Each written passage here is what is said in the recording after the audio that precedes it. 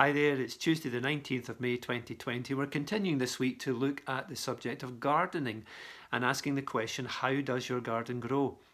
In the Bible there are many different gardens, real places, but the Bible also uses the word garden as a metaphor for life. The life of an individual or the life of a group of people or a nation. And it's referring to that inner life, that your inner garden as it were.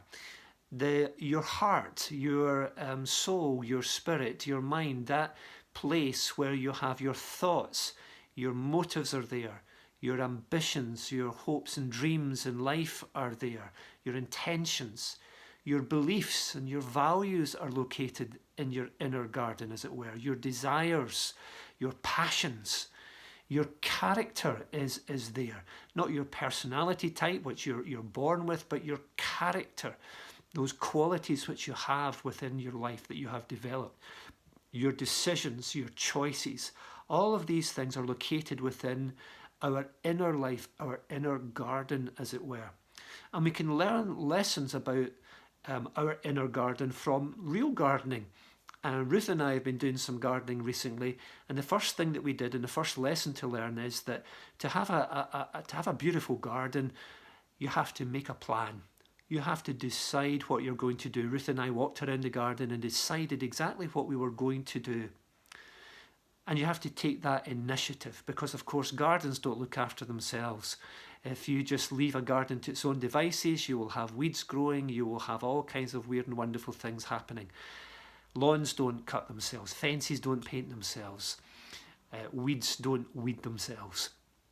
So you have to be intentional, and that's the first lesson from the garden. So what kind of inner garden, what kind of inner life do you want to have? What is it you want to cultivate within your own heart? Do you want to have a very well-ordered, well-structured inner life? Some people love that. They love to have a very disciplined life, and that's the way that they operate best. Other people like to have a bit more loose, a design, as it were. It's still planned. People still plan for their gardens to look in a certain way, but you can plan for there to be a more loose design to your garden. And some people are happier in life where they have a bit more looseness within their own life, and that's fine because we're all different. But you must plan it. Secondly, do you want to have a garden that is planted with many different plants? Do you want to have a life that has many different parts to it? Some people, that's what they enjoy, and that's the kind of garden, the kind of life that they want. Other people are not so happy with that. It's too much for them. Some people like to have a garden that's more focused on one particular design or plant or shrub or whatever. And perhaps in your life, you like to just focus on one or two things within your life. Again, it's up to you how you decide that. You can plan for that in your life. Thirdly, do you want your garden to be mainly for your own use, or do you want to open it up for others to use as well? And that's the same with our own lives. Do you want to be quite a private person? Do you like your inner life to be private and not to be shared with others? Or are you happy to share your inner life with others? Again, we are different in that. And you can plan for that, to be that. You don't have to open up your inner world to other people if you don't want to. But if you want to, you can. And that's the beauty of your garden, your inner life, which God has given you to cultivate. It's up to you how you want to cultivate that. In Philippians chapter 2, verse 12, it says, continue to work out your salvation, or your life, your inner life, with fear and trembling, or in other words, with reverence, with respect. You have to be deliberate to work out your salvation, to work out that life which God has given you through Jesus, that new salvation life within you. You work that out yourself. You have responsibility for that.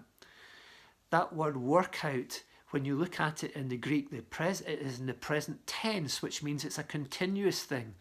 It's in the imperative mood, which means that it is an instruction that is given to us. It's something that we have to take responsibility for. And it's in the middle voice, which means that it's something that you do, that you're responsible for, but it's also something that is being done to you, that you're benefiting from. So as we choose to work out our inner life, as we choose to take responsibility for our own life, and our own thoughts and our own inner desires, then it's something which we are being blessed by, because the Holy Spirit partners with us in that, and He helps us to work out our own salvation and our own inner life. So you're not doing it yourself. The best gardening is done when someone else is helping you with that, and the Holy Spirit is within you to help you to work out your thought life, to sort out your values and beliefs, to work out that character within you that you want to have. So lesson number 1, to have a good garden, to have a good inner life, is to make a plan and take the initiative. Speak to you again tomorrow with another lesson from gardening.